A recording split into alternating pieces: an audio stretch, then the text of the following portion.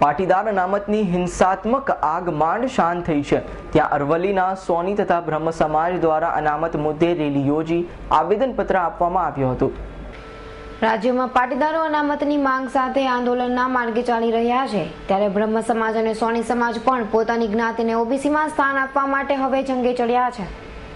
પાટીદારો કરતા પ્રમાણમાં જૂજ વસ્તી ધરાવતા બંને સમાજ ઓબીસી સમાજમાં સમાવિષ્ટ 146 જાતિઓ પૈકીની ઘણી જાતિઓના પ્રમાણમાં આર્થિક અને શૈક્ષણિક રીતે ઘણી રીતે પાછળ હોવાની રજૂઆત સાથે અરવલ્લી જિલ્લાના મોડાસાના કલ્યાણ ચોકમાં એકઠા થયેલા બ્રહ્મ સમાજ અને સોની સમાજના લોકોએ પોતાની વર્ષો જૂની ઓબીસીમાં સમાવવાની માંગને પૂર્ણ કરવા ગાંધી ચિંધ્યો માર્ગ અપનાવવાનું નક્કી કર્યું હતું.